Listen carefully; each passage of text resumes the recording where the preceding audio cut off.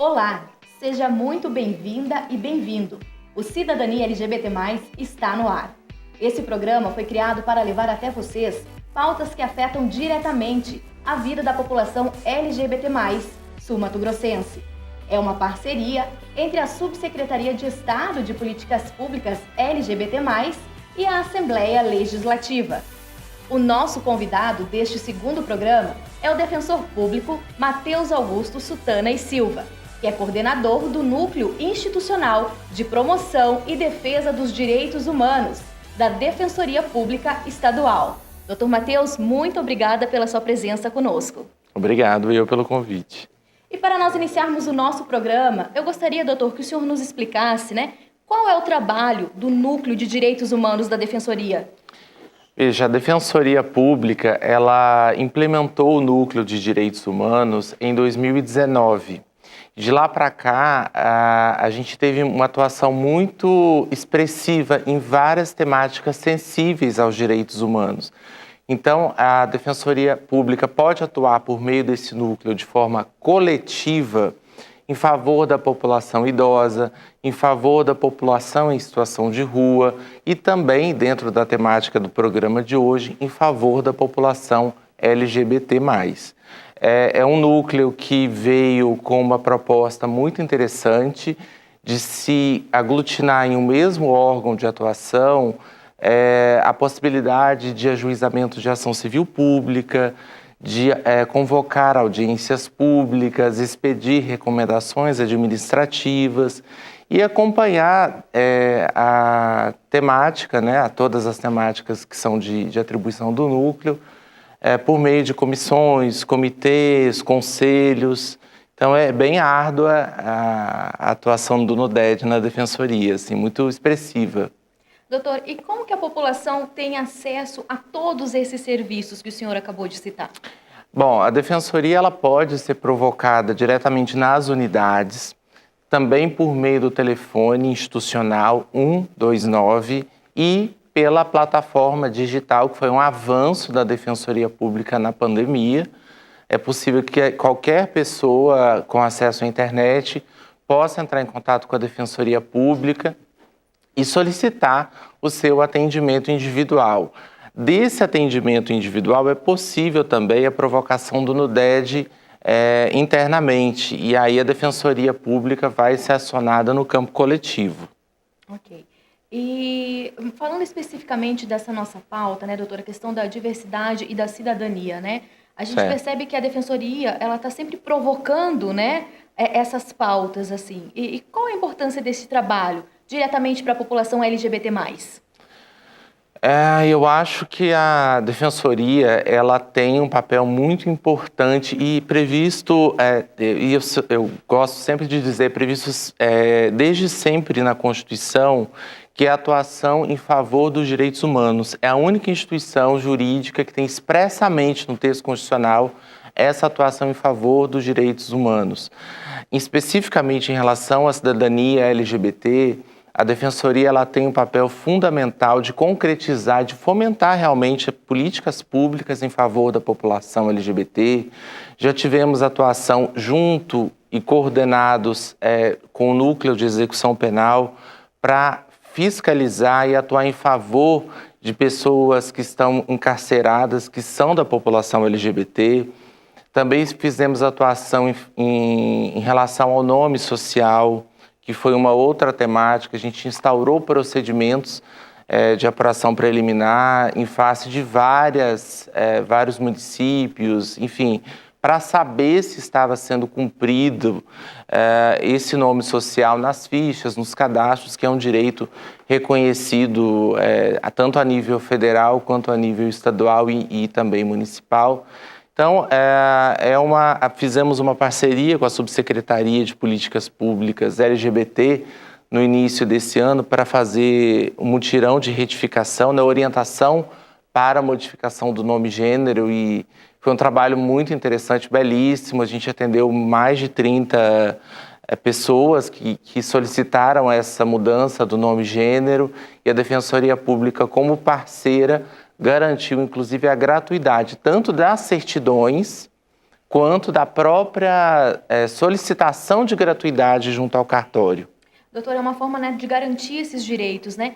E essas pessoas, elas têm conhecimento desses direitos conquistados e adquiridos? Eu acompanhei, por exemplo, uma ação de vocês junto com a subsecretaria em um presídio, né? Na entrega da carteira de nome social.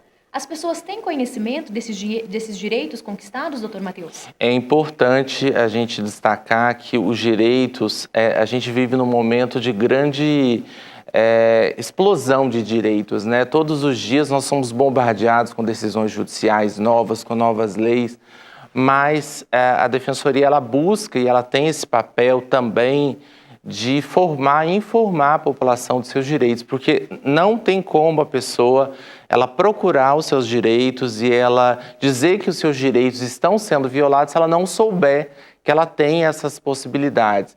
Então, a Escola Superior da Defensoria também faz um papel importante nesse sentido, trazendo várias temáticas relacionadas à população LGBT e aos direitos humanos como um todo, para que todos se empoderem e se sintam realmente em condições de dizer que os seus direitos estão sendo violados, possam procurar a Defensoria Pública, ajuizar ações judiciais, para conquistar realmente cada vez mais o seu espaço na cidadania. Quando a gente fala da retificação do nome, né, doutor?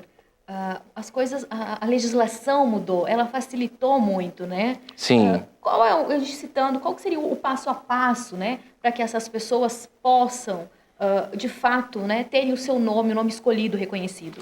Olha, antigamente era muito complicado, porque a pessoa precisava entrar com uma ação judicial. Não existia possibilidade de uma atuação fora do judiciário. Isso era complicado, porque a pessoa ela tinha que entrar com rol de testemunhas para provar que era conhecida no meio social por aquele determinado nome, ela tinha que juntar laudos psicológicos, laudos médicos, tinha que fazer tratamentos hormonais. Isso, de certa forma, inviabilizava algumas pessoas de fazerem esse processo de modificação e acabava gerando muito constrangimento, que todos nós conhecemos, daquela pessoa que aparentemente é uma mulher, se vê como mulher e se porta como mulher numa sociedade, mas tem o seu nome no masculino e o seu gênero no masculino, e a mesma coisa inversamente também. Então, hoje, com o provimento do Conselho Nacional de Justiça, isso facilitou muito, porque é possível a modificação do nome civil, não só do nome social, é possível modificar a certidão de nascimento ou casamento da pessoa, o gênero, modificar de masculino para feminino, feminino para masculino, independente de autorização judicial. Isso é feito no cartório, de forma muito mais célere do que antes. E detalhe, não há necessidade, inclusive, de condicionar a qualquer tipo de cirurgia, qualquer tipo de tratamento médico ou hormonal, porque se entende que o gênero ele é algo, uma construção social e a gente deve respeitar os direitos daquela pessoa. Então, antes existia era muito complicado, né, essa modificação. A pessoa muitas vezes se colocava em situações que ela não se sentia à vontade, né, para ir até o judiciário. E te digo mais, hoje qualquer pessoa que queira, ela pode inclusive ser tratada pelo nome social, mesmo se não tiver feito a retificação. É uma obrigação, tem uma resolução do Conselho Nacional de Justiça, como testemunhas, como, enfim, partes. Então, ou seja, houve uma democratização, eu acho, dessa possibilidade de mudança e de uma forma muito mais rápida e tranquila. O senhor acredita que muitas pessoas, né, elas não procuravam esse seu direito por acharem que era muito difícil toda essa documentação, né, porque você precisava de certidões, você precisava de testemunhas. E o senhor acredita que a procura hoje tem aumentado? Eu acredito, com certeza. Eu acho que mudou muito, acho que se tornou algo mais fácil, se tornou algo mais célere, mais barato, inclusive. Antes a gente percebia, eu já participei enquanto defensor público de ações como essa, porque não tinha outra alternativa, né? Não existia outro regramento para isso. E a gente sentia em algumas pessoas um certo constrangimento, porque ela tinha que chamar testemunhas para dizer o óbvio, para dizer como que aquela pessoa se porta socialmente. Então, assim, era um constrangimento e isso parou, né? Graças a Deus. Hoje a gente percebe que muitas pessoas modificam seu nome, seu gênero, e isso facilita muito até nas demais documentações e acaba facilitando também no respeito que a sociedade deve ter com toda a população LGBT. E quando a gente fala da questão do casamento, né, doutor? Avançou muito também, né? Como que é Sim. essa procura? Como que os cartórios têm trabalhado isso, né? A defensoria tem atuado também? Eu penso que o casamento homoafetivo já é um tema mais pacificado, sabe? Quando foi determinado esse conceito de família e de casamento pelo Supremo Tribunal Federal, foi uma decisão judicial da Suprema Corte. Depois, com base nessa decisão judicial, o Conselho Nacional de Justiça também fez uma regulamentação interna que passou a valer em todos os cartórios do Brasil todo. Num primeiro momento, isso gerou uma certa resistência de alguns cartórios, sabe? A gente percebia por notícias jornalísticas, ainda tinha um certo incômodo em relação a isso. Mas hoje, pelo menos aqui no Mato Grosso do Sul, eu não conheço mais nenhum tipo de entrave. Me parece que esse assunto já está bem mais aceito, bem mais leve, e as pessoas, inclusive, hoje a gente percebe até uma procura de casais homoafetivos na defensoria para resolver litígios familiares, como todos os demais casais. Então, você tem a possibilidade de ajuizar ações de guarda, ações de visita, ações de alimentos. Isso se tornou corriqueiro, realmente. E, doutor, em 2019, né, o crime de LGBTfobia, homofobia, ele foi equiparado ao crime de racismo, né? A gente tem muitas legislações garantindo os direitos da população LGBT. Como que o senhor avalia, né, desde 2019 para cá agora, essa questão de a gente ter uma legislação que realmente fale, olha, determinada atitude, ela é crime, ela é passível de punição? Eu vejo como positivo. Eu acho que foi um recado também da Suprema Corte para o legislador a nível federal e para a própria sociedade de que é impensável, de que é inadmissível e intolerável qualquer tipo de discriminação à população LGBT. Mas, desde sempre, na verdade, é crime já você xingar uma pessoa. E se esse xingamento ele tiver uma conotação ligada à raça, a sexo, à religiosidade, a gente tem o que a jurisprudência e a própria lei, o Código Penal, chama de injúria racial. Então, isso sempre existiu. O que o Supremo fez foi retirar essa punição apenas da esfera individual e colocar no conceito do crime de racismo, ou seja, quando existe um preconceito colocado de forma geral, genericamente, para todas as pessoas, quando existe uma fala preconceituosa, quando existe uma fala, ou gestos, enfim, que atingem a coletividade como um todo, isso não era passível de punição pelo crime de injúria racial. E aí ficava aquela discussão, ia para a esfera administrativa, para a esfera civil, mas na esfera criminal não existia essa punição. E hoje isso é possível. Então, o Supremo entendeu, de forma acertada, no nosso ponto de vista, que o conceito de racismo ele se ampliou ao longo do tempo e passou a ter uma conotação também de racismo social, abrangendo esses casos de homofobia e transfobia. Então, isso a gente entende que foi um ponto positivo. Não entendo que o legislador, que o Supremo, que os ministros, eles tenham legislado, O que houve foi uma interpretação da Constituição a respeito dessa lei de racismo.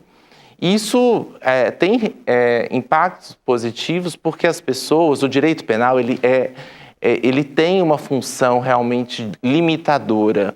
As pessoas, depois que determinada conduta passa a ser considerada criminosa, as pessoas que antes se encorajavam, hoje elas, de certa forma, ficam mais pensativas se devem ou não a fazer determinada conduta, atuar de determinada forma. Então, a gente vê como positiva essa mudança. E o senhor acredita que após essa mudança da legislação, as denúncias aumentaram? As pessoas tiveram mais coragem de denunciar pequenas coisas, às vezes como um comentário numa rede social? Eu acredito que sim. E eu acho que o próprio Estado também tem se mobilizado em relação a isso. Os sistemas que antes não estavam preparados para esse tipo de boletim de ocorrência, esse tipo de situação. Hoje a gente já tem notícia aqui no estado de Mato Grosso do Sul que o sistema SIGO ele está se modernizando, né, justamente para acolher cada vez mais esse tipo de comportamento, de fato, classificá-lo, porque a gente precisa ter dados. A gente não consegue pensar em políticas públicas e pensar em estratégias realmente de combate a determinadas circunstâncias se a gente não tem aqueles dados materializados. Então, sem dúvida, essa sentença, né, da Suprema Corte veio para ficar e veio para fomentar realmente que as pessoas se encorajem e se empoderem para dizer o que estão passando, né? E aumentou, sim, sem dúvida. Na Defensoria a gente tem recebido relatos em relação a isso e temos encaminhado para a devida apuração. O Estado, inclusive, junto com a Defensoria Pública, lançou, né, e o Ministério Público e demais instituições lançou uma campanha contra a LGBTQ-fobia e eu acho super interessante porque está havendo uma panfletagem em bares, restaurantes. Os próprios colegas defensores públicos estão nos cobrando para que a gente mande o material para o interior, porque eles querem colar também nas suas respectivas defensorias. Isso está sendo feito, houve uma impressão significativa nesse mês, a gente já está encaminhando para todas as defensorias. Isso é importante, porque a Defensoria do Estado, ela tem presença em todas as comarcas, então em todos os municípios de Mato Grosso do Sul vai haver ali aquele folder, aquela campanha, dizendo que LGBTfobia é crime, que é impensável, que é intolerável. E falando desse trabalho transversal da Defensoria, dessa parceria com o governo do Estado, né, Ministério Público, essa campanha, ela deu um boom, assim, digamos, um start aqui em Campo Sim. Grande, que foram com as Blitz, junto, Sim. né, com a Brasel e outras instituições ligadas até ao turismo. E a aceitação foi muito boa, né, das pessoas, dos proprietários, dos funcionários desses bares, começarem a tentarem, né, doutor, que algumas atitudes não podem ser mais permitidas, né, nesses ambientes. Como que foi que o senhor participou também dessas blitz? Foi muito interessante, já que a gente...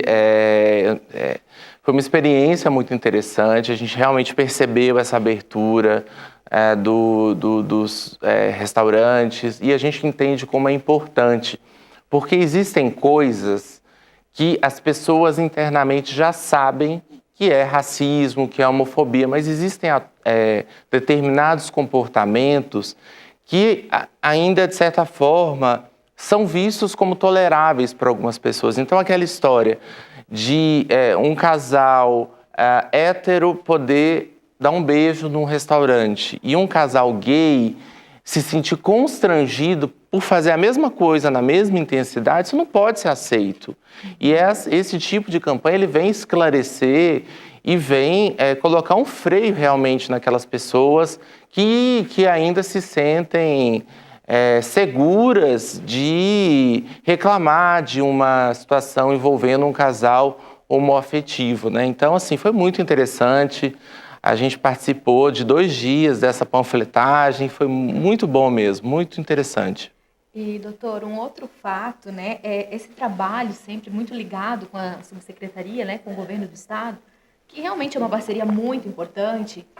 Nós temos a comissão, né, processante, estadual processante, qual o especial que o senhor participa também, e que visa punir, né, analisar alguns crimes dentro da esfera do governo do estado, né, porque nós acreditamos que o servidor público ele está ali para melhor atender o cidadão e também respeitar os seus próprios colegas, né? Como que o senhor analisa a criação dessa comissão, que é algo que se destaca a nível nacional, porque o governo do estado ele tem implantado políticas públicas efetivas e eficazes, né, para a população LGBT+. Eu vejo como um avanço. A Comissão Especial Processante, ela vem para materializar algo que já existia na lei, em lei no estado de Mato Grosso do Sul, mas que ainda efetivamente não tinha sido efetivamente cumprido, né? Que é punir administrativamente aquelas pessoas que cometem atos de homofobia ou transfobia. Interessante que essa Comissão Especial Processante, ela tem a prerrogativa ou a atribuição de processar quaisquer pessoas, servidores públicos, donos de bares, a população de uma forma geral. É mais uma punição. Então veja, a pessoa que comete um ato de homofobia ou transfobia em Mato Grosso do Sul está sujeito a 3 tipos de punição. A punição no campo penal, né, porque ela pode ser processada criminalmente. No campo civil, porque ela pode vir a sofrer uma ação de danos morais, e agora, por meio da Comissão Especial Processante, também ela pode receber uma penalidade administrativa que vai desde advertência até multa mesmo. Então, vai doer no bolso esses atos impensados, homofóbicos, transfóbicos, e isso é um avanço, sem dúvida alguma, para Mato Grosso do Sul e para o Brasil. Tenho certeza que isso vai repercutir aí, vai ser copiado em vários estados. E é um prazer, né, a Defensoria fazer parte como um membro dessa comissão. Eu acho que isso também é um recado de que a instituição que, por excelência, defende os direitos humanos, ser membro, eu acho muito interessante e materializa essa parceria realmente da Defensoria com o governo do estado. E uma outra ação que foi retomada, né, nessa gestão é a questão do Conselho Estadual, né, a qual a Defensoria também está presente, né? Como que é o trabalho da Defensoria junto ao Conselho, que tem tantas instituições, tanto governamentais e não governamentais presentes, doutor? Sim, o Conselho também é uma instância muito importante. Ele não é punitivo como a Comissão Especial Processante, mas ele tem uma função de absorver e discutir as demandas ligadas à população LGBT. Então, é uma forma, e eu acho bom que a Defensoria esteja lá, porque a gente consegue filtrar aqueles problemas que as pessoas trazem e dar os encaminhamentos, seja em âmbito do Conselho ou se houver a necessidade, inclusive ajuizando ações civis públicas e outras questões. Acho super importante, a gente precisa cada vez mais fomentar o controle social, e o Conselho ele tem essa função de dar à sociedade, né, essa possibilidade de discutir políticas públicas, de ouvir inclusive as soluções, porque a solução ela é do colegiado, e o colegiado ele é composto, como você mesma disse, de entes governamentais, servidores públicos e também da sociedade civil. Então é uma instância muito interessante, muito produtiva. Nós já tivemos oportunidade de participar de algumas dessas reuniões e dali saíram encaminhamentos muito interessantes. Doutor, e agora no início do mês de abril, né, nós tivemos um outro avanço, que a Lei Maria da Penha, ela está abrangendo também as pessoas, as mulheres trans, né? Um grande avanço para essas mulheres que até então sentiam-se excluídas, né, dessa legislação. Como que vai ser essa atuação a partir de agora? O que vai mudar de fato? O que houve foi o STJ ter reconhecido, o STJ é o Superior Tribunal de Justiça, ele reconheceu a aplicação da Lei Maria da Penha para a proteção das mulheres trans. Sempre houve na jurisprudência um embate se seria possível a aplicação da proteção, né, da Lei Maria da Penha, da Casa da Mulher Brasileira, das medidas protetivas de uma forma geral para as mulheres trans ou somente para as mulheres cis. E foi um avanço também muito interessante essa decisão do STJ, porque o próprio acórdão, ele pontua que o gênero ele não é ligado necessariamente à sexualidade. O gênero é algo que foi construído, é algo socialmente construído, então não seria possível haver qualquer tipo de divisão. Por que aplicar a Lei Maria da Penha à mulher cis e não aplicar à mulher trans? Isso assim, ao nosso ver, não precisaria nem de uma decisão judicial, porque está claro na Lei Maria da Penha, mas para ter chegado no STJ, com certeza houve muita resistência. E é bom que tenha chegado, já que chegou, porque eu acho que o STJ ele tem a função de normatizar e de padronizar a interpretação da lei federal a nível nacional. Então, é bom, porque agora houve essa publicização, né, dessa decisão e vai garantir, sem dúvida alguma, as mulheres trans. Elas devem procurar, no âmbito das defensorias, por exemplo, o núcleo da mulher, o núcleo no DEM, que é um núcleo que está ali para acolher as mulheres vítimas de violência doméstica, sejam mulheres cis ou trans, tem direito, sim, de ser atendida nas delegacias especializadas, podem solicitar medidas protetivas contra os seus companheiros ou familiares e todo o regramento protetivo previsto ali para todas as mulheres, sem distinção. E vale ressaltar, né, doutor, que essa rede de atendimento às mulheres, ela já está preparada para atender, né? Porque acompanhando algumas notícias, a gente percebeu que as mulheres elas estão com receio. Será que eu vou ser bem atendida? Mas nós acompanhamos, como o senhor falou, o trabalho da NUDEM, da Casa da Mulher Brasileira, nos municípios, né, das coordenadorias das mulheres e outros órgãos. Então, a gente pede que essas mulheres procuram, sim, os seus direitos, né? Porque é, sim, um direito garantido e um grande avanço, não é, doutor? Sem dúvida, sem dúvida. Muito importante essa procura e que elas não se sintam constrangidas e que saibam que podem bater as portas ali da defensoria e das instituições demais, né, que apoiam as mulheres para a defesa dos seus direitos. Bom, o nosso bate-papo está muito bom, né? Mas infelizmente nós estamos chegando ao final desse nosso programa com o nosso convidado, o Dr. Matheus Augusto Sutana e Silva, que é coordenador do Núcleo de Direitos Humanos da Defensoria. Doutor, eu gostaria de lhe agradecer imensamente a sua presença conosco. A gente sabe que o tema ele é extenso, nós ficaríamos por horas aqui falando. E também gostaria que o senhor deixasse o contato da Defensoria, né? Para quem quer saber mais sobre os temas que a gente abordou aqui hoje.